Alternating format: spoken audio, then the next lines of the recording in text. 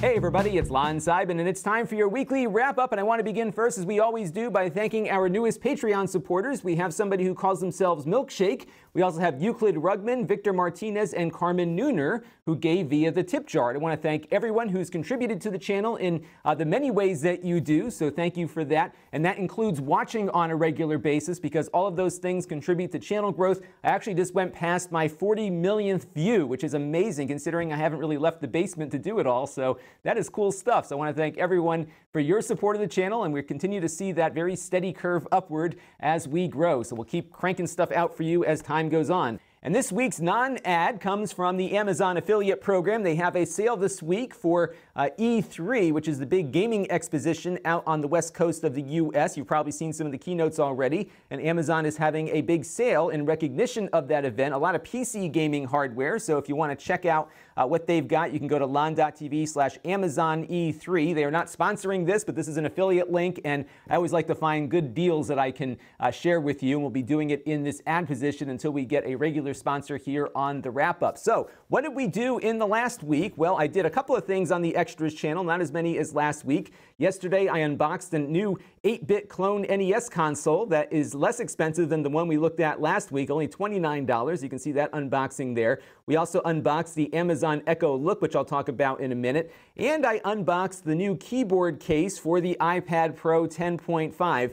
Look at the view count on that. This is as of last night, 13,000 views. And this speaks to the power that, unfortunately, for some of you, Apple has with consumers. You put up an Apple video, people watch it. And what I did in this video was just curious to see how big the new iPad is going to be versus the current 9.7-inch. And we were able to figure out sort of how that size might play out based on the size of the keyboard case compared to the current 9.7-inch iPad Pro. And apparently a lot of people are interested in this thing. And look at the view count we got. This is probably the second most watched video on the Extras channel, just to give you an idea of that. So, you know, you can't beat Apple, unfortunately, for consumer top of mind. They have a tremendous amount of earned value in the marketplace that plays out when you upload stuff like this. It's pretty remarkable, actually, and I'm sure I'll get plenty of comments on that down below. So what did we do on the main channel? Well, we looked at the Leva Z Plus, and I actually like this one quite a bit. This is a little mini PC. I think it costs about $400 or $500, and it has a relatively regular i5 processor built in. It's a dual-core chip, similar to many of the i5 processors we've seen on laptops. It's a Kaby Lake, though, so it gives you a lot of media capacity, and you can play back some pretty high-end stuff on this thing, including some of the HEVC super heavy-duty video files that we test all the time. So really nice little mini PC. You'll pay a little more than you might against something that might come in a similar size form factor with less horsepower, but if you need the power, this is it. It might actually work really well as a media server and a media player, both at the same time. We also looked at the Logitech K840. This is a mechanical keyboard designed for non-gamers, so it doesn't have as much of a gaming look to it. There's no backlighting on it. Costs about $80, and I think this is probably the least expensive mechanical keyboard that Logitech makes with a number pad, but they have a gaming keyboard that doesn't look too ridiculous. It only costs $10 more with more features, and I mentioned that in the video, but you can check out that one. I really like that keyboard, actually. I'm using it on my main Mac now. We also looked at the Amazon Echo Look, and this came in from Elias Saba, who runs AFTVnews.com, which is a great site if you're interested in the Amazon hardware ecosystem, and he let me borrow this for a couple days to check it out. I am not probably the target audience for this product. What it's designed to do is take pictures of you and allow you to compare outfits, and Amazon will give you some recommendations based on their cloud machine learning thing, and I'm guessing some people that might look at your pictures as well, so you have to kind of give up some of that privacy. I'm going to talk more about that in a minute as well, and it comes back with recommendations, and it actually works pretty decently. It was able to look at an outfit that I wore, same outfit, but noticed that one had a belt and one did not, and made the right recommendation. Now, I wear about the same thing every day, just different colors, so I'm not really a great target for this thing, but it was interesting, but again, kind of creepy that you're going to have a camera in your bedroom or wardrobe at the ready, and you have to be willing to give up that little bit of privacy, or a lot of privacy, to get there. We also looked at the Dell Inspiron 5000 AMD gaming laptop, and this one also introduced a lot of conversation on the channel, and I'll talk a little more about that a little later in the video. The bottom line on this one is that for the same money, you can actually get a better performing Intel/NVIDIA laptop and get a much better gaming experience out of it. But there is a starting point on this one around $650 that I think is actually a fairly decent value. But as many people point out, there are some new generation AMD laptops on the very near horizon that folks might want to wait for if they don't want to go with the Intel NVIDIA route. And now it's time for a couple of things that are on my mind. Actually, I got quite a few this week.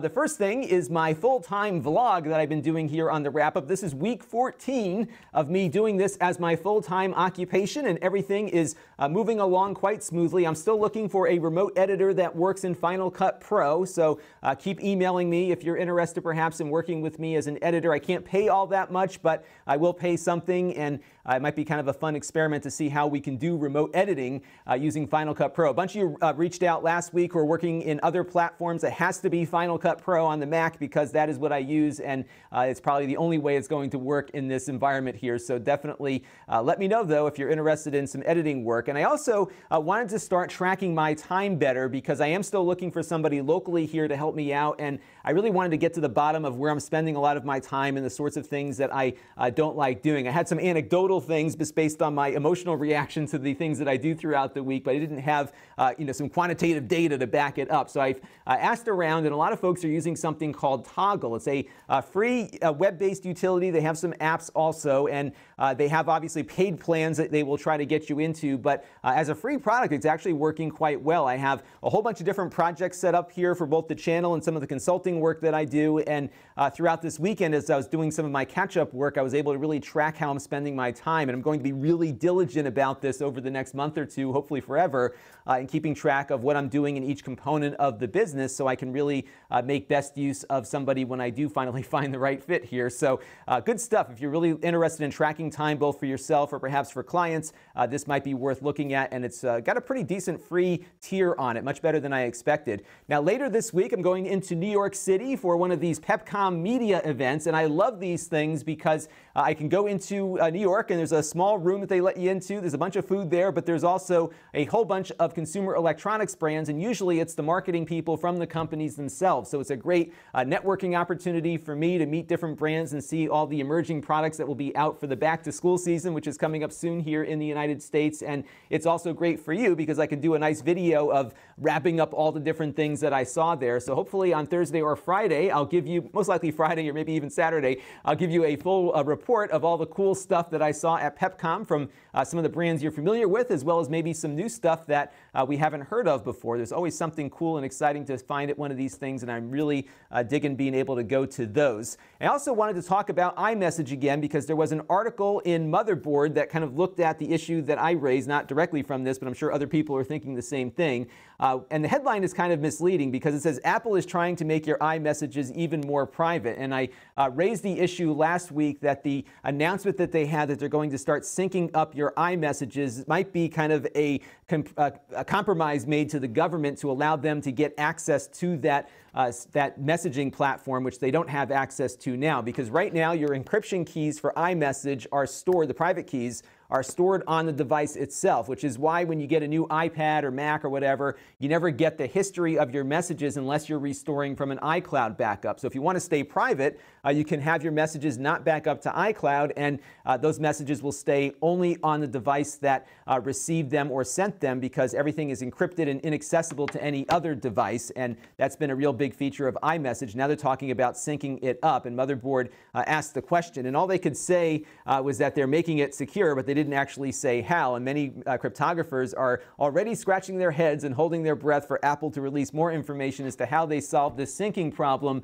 without storing the encryption keys on their servers, which would then be accessible to a government. So I'm eager to see the answer to this also, because it's really difficult to make syncing work without making your keys accessible somewhere in the cloud that would be in reach of the government.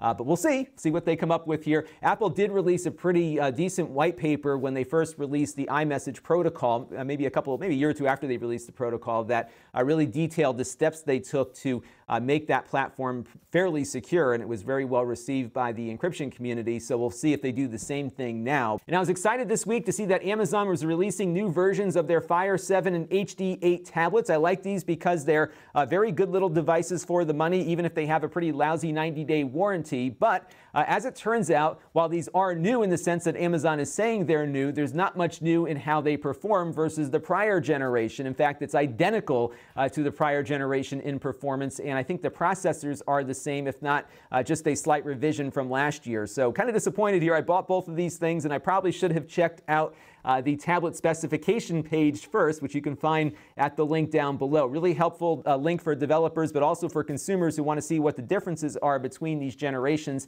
Amazon does release a new tablet every year, and the changes this year are really not significant. So if you have last year's tablet, you're perfectly fine where you are. There really isn't any compelling reason to upgrade. And in the case of the HD8 tablet, they took the gyroscope out. So if you have games that use the gyroscope, they will not work as well or at all on the new HD8 tablet. So just keep that in mind. But my loss here is your gain. I'm selling both of the tablets that I bought, opened, and started testing on the store at Lon.TV/store for a reduced price. They were used for all of maybe an hour or two each. So they're pretty much brand new, just going to be in an open package. And if you want one, go ahead and grab it. And yesterday, Microsoft announced their new Xbox One X, not to be confused with the Xbox One S.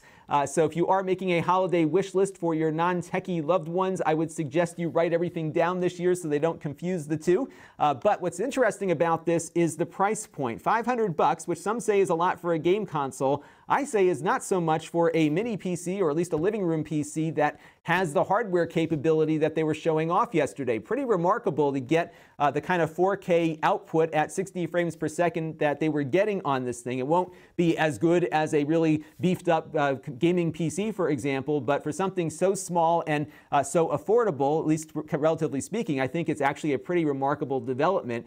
Just think about this. We looked at that Leva mini PC this week. That was about $400 or $500. Doesn't even come close to this in graphics performance. This thing just blows it away. And what's really intriguing to me is the moves that Microsoft made last year to get a lot of Windows 10 apps running on Xbox hardware through their Universal App Program. Doesn't take a lot of code changes, at least from what I'm hearing, for developers to make those apps work on the Xbox platform, and it's a huge built-in marketplace and a pretty large amount of user installs that developers get access to. So that's a great thing, and that certainly makes this thing more interesting to me. But what was really the buried lead of the entire event was the fact that Microsoft is making these exclusive titles, almost all of them, I believe, available on the Windows 10 side of things, in addition to being on the Xbox. So now the platform is more about the Windows Store than it is about the hardware it runs on. And I think, to me, that is really the big news that came out of this, because what I see Microsoft doing here is coming up with reference hardware, very similar to what they've done with the Surface line of computers. And perhaps Microsoft's intent was to get into the hardware business, or perhaps their intent was to threaten the industry that they would get into the business if they didn't improve the quality of their products. And as we've seen on the PC side of things, I certainly have over the last 3 or 4 years, PC quality has improved immensely as a result of Microsoft's entrance into the hardware business.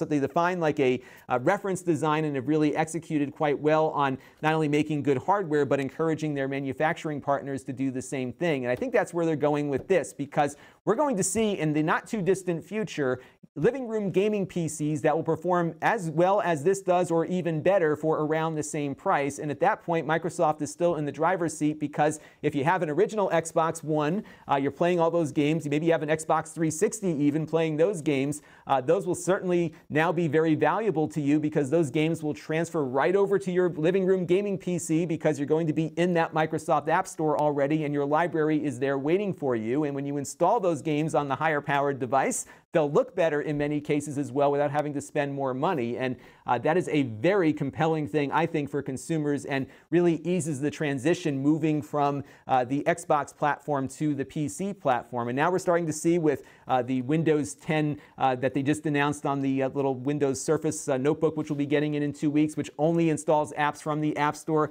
I think you can see now Microsoft is kind of circling the wagons around their software App Store as a means of moving the company forward, at least on the consumer consumer side, and that strategy is certainly playing out here. So this Xbox One X is going to be very powerful, very affordable, and I guarantee you we're going to see PC manufacturers looking to get into the game, maybe making a $600 machine that performs better, that can run more Windows apps perhaps because it's running regular Windows come into play. And I think at some point we're going to see a grand merger here because the cost differential of a decently performing gaming PC and a game console will be inconsequential to the point where you'll have a lot more choices, a very hardware agnostic platform, and that's where I think we'll see things going.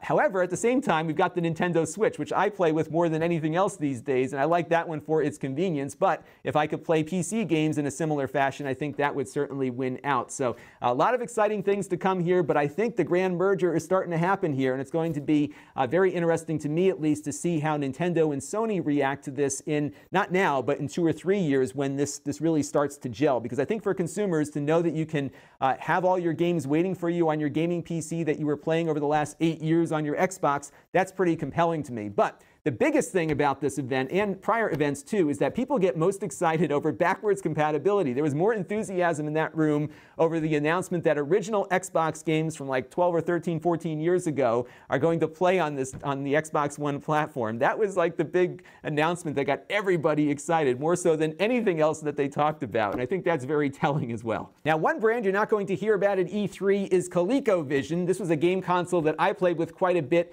back in the 80s. I think I got mine around 82, 83, and they had some awesome games. I've talked about it before in the past, and I'll link to some stuff in the master playlist so you can get your taste of ColecoVision also. And the reason why I'm bringing this up, though, is because the company that now owns the Coleco and the ColecoVision brand name is doing something that really concerns me as an independent content creator. And I just wanted to bring this out in the open so people can understand some of the challenges that we face here in this 21st century media business, especially when we depend on platforms like Facebook and YouTube. So Coleco now is no longer a company. It actually began right here in my home state of Connecticut. In fact, I once served on a board with one of the executives of that company before they went defunct, or just right after they went defunct, and I got to actually thank him for creating my favorite game console as a kid, which was pretty cool. But what's happened is that the company went out of business or got sold and broken up, and the Coleco brand name, the trademark, was sold as an asset, probably for pennies on the dollar, to a company called River West Brands. Now, Coleco, the company, made the ColecoVision. They made a whole bunch of other toys that I and so many other kids played with in the 80s and back. And they also created Cabbage Patch Kids, which River West Brands does not have. So if you see a Cabbage Patch doll out there, that was a separate deal because that brand had more equity perhaps than Coleco and ColecoVision did. So River West Brands buys these trademarks when they're kind of really cheap, and they license out the use of the name. And we're seeing this in a lot of different areas also, like Kodak makes cameras, but they don't actually make the cameras. They license the Kodak name to somebody who is making the camera. Polaroid does the same thing, and River West Brands now can do that with the Coleco brand name, and they've done that with the Flashback console and a couple of other things. These other brands up here are some other brands that they own, at least according to their website. So Eagle Snacks, which I'm sure many of you have heard about here in the US, or Brim Coffee. Apparently all those are defunct companies, but the brands live on, and River West gets a cut of whatever use of those trademarks are used. Now, there's a group on Facebook called ColecoVision Fan, and there's about 28,000 people that follow it, far more than the actual River West ColecoVision group gets here. So a lot of fans like myself who are really into the ColecoVision are following this thing. And I love seeing the posts that they put up. They put up videos of some of the old games I used to play, and there's always some great discussion around it. And the other day they put up some sponsored posts because they had an image like this taken down from their page. So what's happening is within this ColecoVision homebrew community is that people are still making games for this old console, and they're making boxes and cartridges that look identical to the way they looked back in the day. This is exactly what the packaging used to look like when I was a kid shopping at my local toy store. And the ColecoVision brand name and logo is the property of River West Brands, and River West, as the owner of that copyright, has the right to go to somebody making these things and saying, hey guys, you can't do this. You got to pay us a licensing fee or change your logo. You could probably still make the game. I think all the hardware trademarks and patents are probably expired by now, but you can't just use the logo like this. However, the big concern here is that River West went after the Facebook group and forced them to take down their posts that had pictures like this. And it wasn't just one of them, there was a bunch of them, including this one that you see here. And that really concerns me because this is not the person making the game. The company that made these, or the person that made these homebrew games should be the one receiving those takedown orders and trademark cease and desist letters, not a independent group that's reporting on these things. And this is very small scale stuff. We're not dealing with some big corporation here on either side, but it's an example of how people can abuse the copyright system to take down content that they don't like. And in this instance, there is completely a fair use case to be had here. Unfortunately, the ColecoVision group as it exists doesn't have the money to contest that. So if River West is not willing to remove the DMCA takedown that they've put on this content, there is no way they can get the content back up without suing them. And that really is the conundrum. So for those of us without a lot of money for legal expenses like me and many other people on YouTube, Facebook, and other platforms, we're kind of at the mercy of these companies when this stuff goes on. These are stories you won't hear about because it's not some big corporation. It's not going to get a lot of news, but this is the kind of crap that can go on when a company doesn't like what you do. And this really bothers me. And for Coleco, it's just such a stupid decision to make, or I should say for River West Brands, because there is very little market demand for these products. There is a small group of us, maybe 30,000 or so, who have very fond memories of this stuff, but it's going to be very hard to rebuild this brand and make it into something decent again. So you're better off being good with your community as opposed to just going after them like this, because the community is the customer base. The community is not a subset or an enthusiast group of the customer base. It is the customer base, and to do what they're doing here is pretty bad. Now, from their side, River West does say that some of the games that were being made were adult games that had inappropriate content for what they want the brand to be, and that's fine, but go after the people making the games, not somebody reporting on it.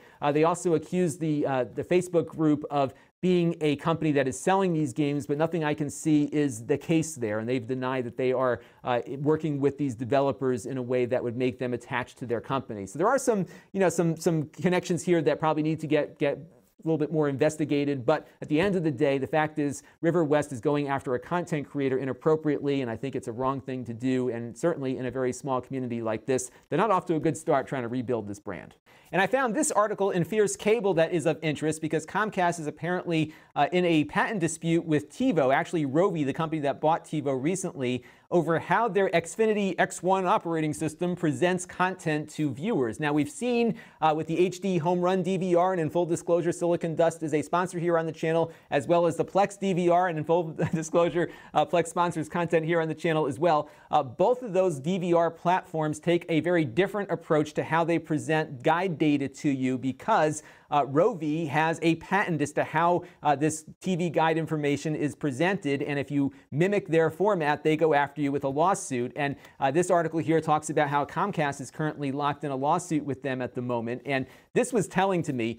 Before Rovi acquired TiVo, 54% of Rovi's revenue was from licensing their intellectual property. In other words, going after companies using TV guide data in a similar way to the way that they patented it, and basically forcing them to pay a licensing fee. And that was half of their revenue before the TiVo acquisition. And they could somehow afford to pay $1.1 billion to acquire TiVo. Just gives you an idea as to how much money there is in this stuff. And this looks to be a pretty sizable lawsuit here. So we'll keep an eye on this one. But if you're wondering why all these DVRs have different funky ways of trying to get content over to you, this is why. And I would imagine that Google, through their Android TV platform, where you have the Live Channels app, which does give you a channel grid, there's no doubt in my mind they're probably paying a licensing fee to Rovi in order to have that app work for you. And I would imagine Windows or Microsoft is doing the same thing with the Windows Media Center. So if you ever wanted to know why people are doing these different guide strategies, that is it. And now it's time for some viewer Q&A, and this question came in from the Lango99 based on my AMD gaming laptop that I wanted to bring out here because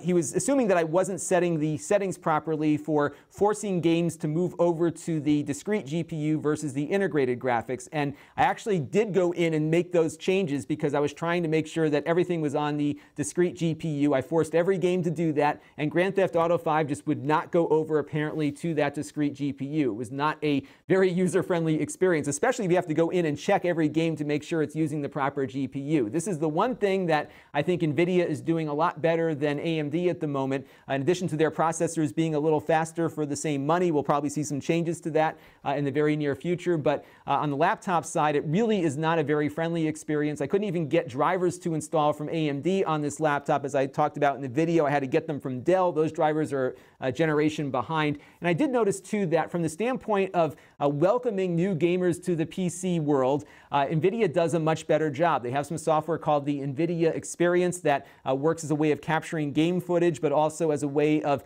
hand-holding you as you start to learn about what game settings to make, because it can be very complicated to get your games tweaked exactly the way you want them to. And the GeForce Experience looks at your processor, looks at your GPU, and then makes a recommended starting point for your settings, which I have found, even as a reviewer who looks at this stuff all the time, to be much friendlier of an experience, especially just to get started, and then you can tweak it from there once you have a baseline to work from. AMD does have that feature, but it's through some third-party software. It's not very tightly integrated with what they're doing, and my experience with that laptop was really frustrating. So AMD's got to step up their game a little bit to make things friendlier for consumers, especially on the laptop side, because if you could spend $800 on a laptop we had here in the studio, or $800 on a more powerful one that's easier to get configured, I think you can see where the choices are going to be here. And this is all software. They can fix this if they just get the drivers right and they get the user experience right, and I think they're going to get there. But at this point, I do think NVIDIA has the edge on ease of use. And Pat Camian wrote in with a very good question about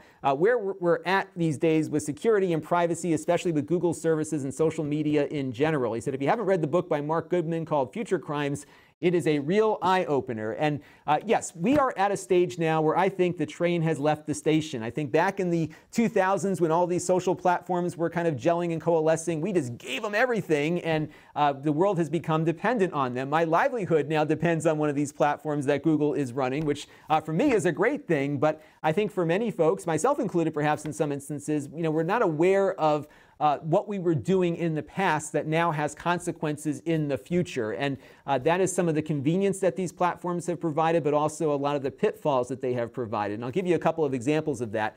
Social media in particular is one area where if you don't have a social media persona that a potential employer can look for in making a hiring decision, or perhaps if you're looking for contract work or something, you may as well not exist. And you're going to be at a competitive disadvantage versus somebody who is more public in their persona, willing to share more with the public than you are. And we're at that stage where this has happened very quickly over the course of less than 10 years, but that's the new reality. Employers will rummage through your social platforms and see what you're sharing with the world as a way of trying to get a better gauge as to what your reputation might be. And in the past, a private citizen chose to become public. You chose to become an actor. You chose to become a politician, and you took all the responsibility that that entailed. Or you chose to commit a really bad crime, and you were exposed for the commission of that crime. But now we're looking at private citizens who might make some stupid, flippant, horrible remark. I'm thinking back to this young woman who made a racist Twitter remark before she got on a plane to South Africa. And by the time she got to South Africa, she was a global vilified celebrity, lost her job. And all this happened while she's in the air. And BuzzFeed was all over. It was a horrible thing that happened to her. She shouldn't have said what she said. It was really demeaning and a terrible statement. But this is an example now that your private conduct, or what you think is private, really is public conduct. And that's going to follow her around for the rest of her life, because anytime somebody Googles her, that's what's going to come up, and that will be what the first thing people see when they go in and take a look at who this person is that they're hiring. And if you're not on these platforms, you're at a disadvantage, and that is where we're at in the world right now. And in fairness, the public couldn't get on these things fast enough because, hey, they're free. You can put your photos on here. I can share them with you very conveniently. How wonderful is this? However, they're making far more money analyzing the data that you're providing to them in selling you advertising than you'll ever get back in those free services. But that is where people wanted to go. They wanted free things, and in order for these things to be free, there was a lot of technology that came up around them to make them work better. And nothing kind of paints this picture better than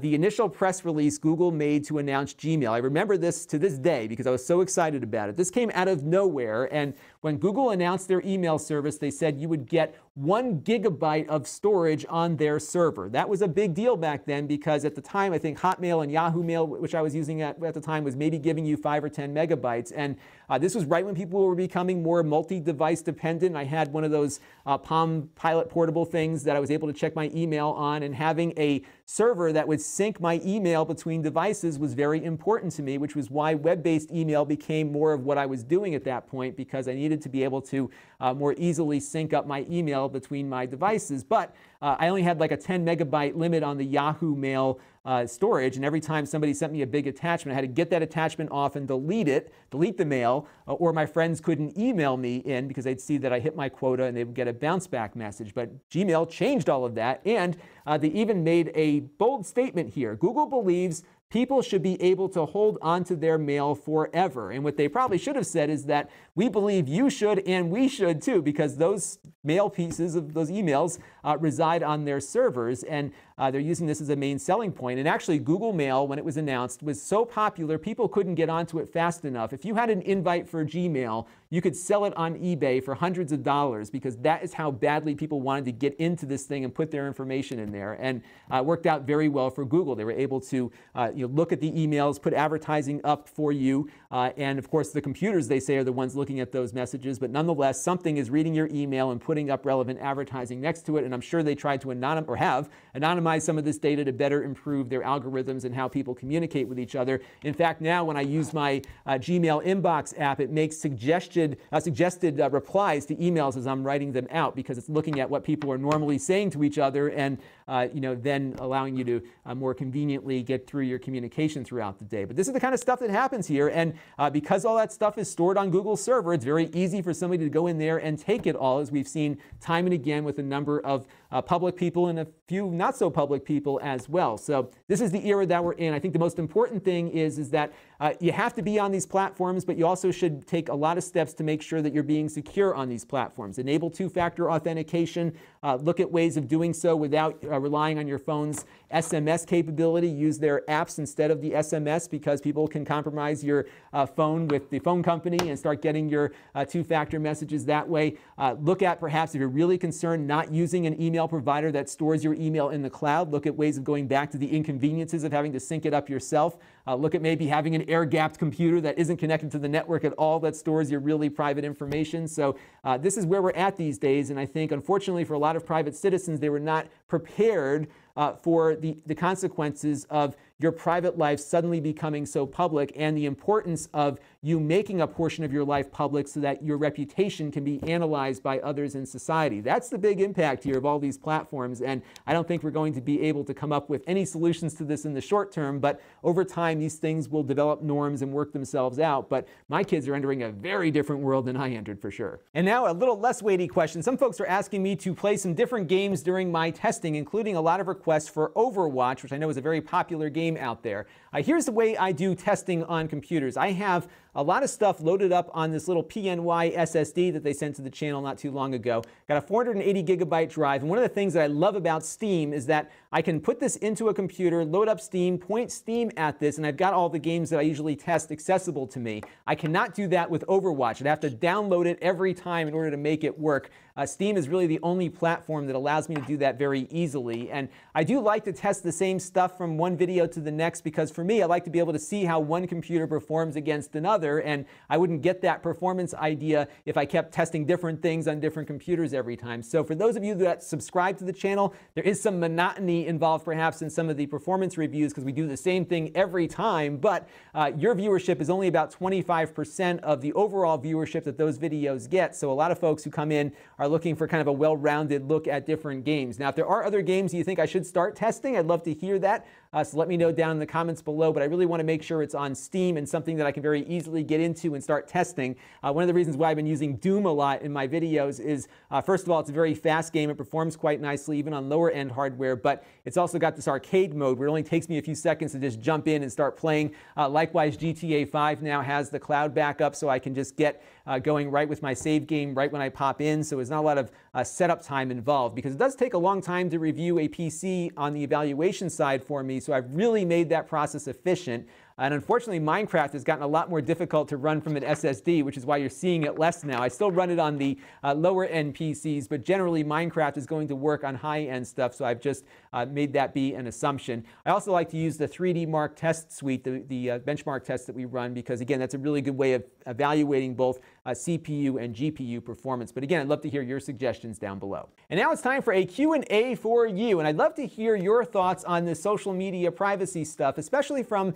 some of my more younger viewers, because I do think that some older folks do not give young people enough credit for their literacy and their savvy on what it's like to be a private citizen in a very public era. And I'd love to hear from some of the younger viewers about some of the ways you're protecting your privacy and how you learn to do that, because I think it's something that a lot of older folks don't quite understand, that these kids out there, you kids out there, are probably a little more savvier on this than we give you credit for. And please let me know what you think down in the comments below. So let's move on to the channel of the week. And this week we're going to take a look at GmanModz, another channel with very few subscribers, or at least comparatively against some other channels of similar nature. And this guy is a modding machine. He takes big consoles and mods them into handhelds. He's got a PS2 portable. He's got a Wii U that he made into some portable system. And he's doing quite a bit to make these things work. He's cutting the motherboards and figuring out where he can cut and what he has to retrace. Pretty amazing work he's doing, and he kind of details everything he does to make these one-off portables that look really nice and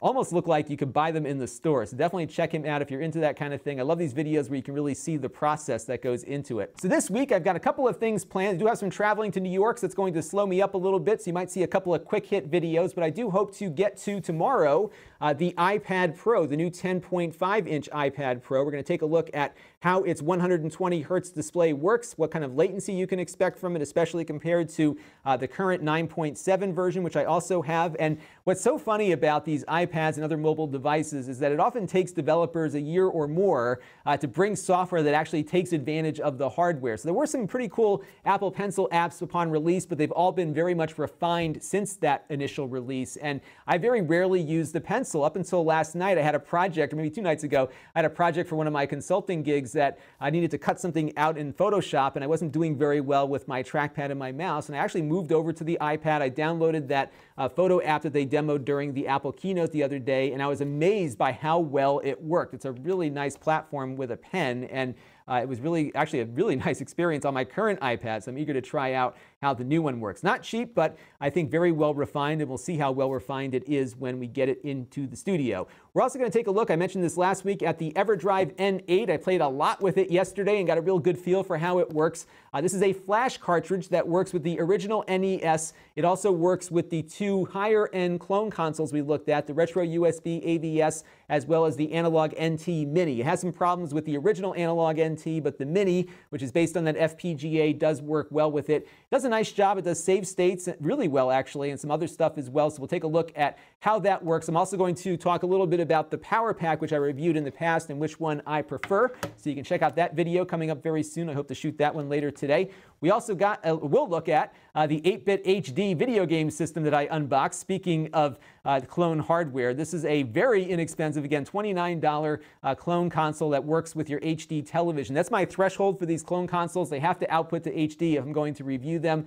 This one met that threshold. 29 bucks, 2 controllers, 720p out, and we'll see how well it performs. I was playing a bit with it over the weekend as well. We're going to be shooting that one very soon, and I probably have a couple of other things that I might slip in, a couple of real quick ones on some storage devices that I'm going to try to get to before I have to hop on the train for New York and get blown out of a day and a half of work. So if you want to help the channel, you can. You can go to Lon.TV/Patreon and make a monthly contribution to the channel. We also have my tip jar set up at Lon.TV/tipjar for a one-time contribution. You can also do those through Venmo to Lon@Lon.TV if you are from outside the United States, so I appreciate all the help you can provide. We still have our ongoing thing with Plex, where if you sign up for a free Plex account or gift a Plex pass to somebody else, we get a small commission, so any help you can provide there is appreciated for a great media platform that we have talked quite a bit about here on the channel. You can also engage with the channel on my extras channel at Lon.TV/extras, my email list at Lon.TV/email. I'm probably going to do a monthly email just giving you a rundown of what I did in the current month. My Facebook page is at Lon.TV/Facebook, and we have the store at Lon.TV/store. And on that store note, last week I asked if you would be interested in an email alert every time I added inventory to the store, and enough of you said you were that I created that feature for you. So you can go to Lon.TV/store alert, and I'll push out an email whenever I add things to the inventory on the store, so you know when new items are available to you. The live streams we have archived at Lon.TV/live streams. I haven't done one in a while, but I will do one soon once I get a nice free week. This is going to be a very busy week. I'm compressing a week's worth of production into about 2.5 days, so I'm going to be cranking out stuff down here, but I will do a live stream in the near future, so stay tuned for that. And I also have a podcast set up where this shows up along with many other things, interviews and long-form stuff that I do here on the channel. So you can go to Lon.TV/iTunes to find it on iTunes, Lon.TV/GPlayPodcast to find it on Google Play. I also have it on a bunch of other podcasting platforms, and if you're on one that doesn't have me on it, let me know and I will put it on there. So I'm always looking for new feeds to get myself into, and a lot of you downloaded the last couple of episodes here of the wrap-up, so I'll continue putting this up on there. So that's going to do it for this week's weekly wrap-up. Thank you all for your continued support of what I do here on the channel. Lots of fun stuff coming up. Going to be a busy week for me with all the moving around I'm going to be doing, but enjoying it as always. So thank you again, and we'll see you next week. This is Lon.TV. Thanks for watching. This channel is brought to you by my Patreon supporters, including gold level supporters Mark Bollinger and Cody Falk. If you want to help the channel, you can by contributing as little as $1 a month.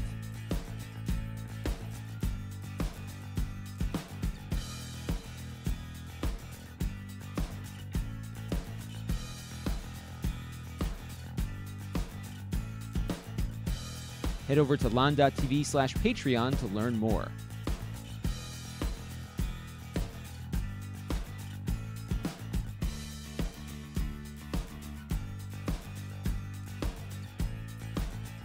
And don't forget to subscribe. Visit Lon.TV/S.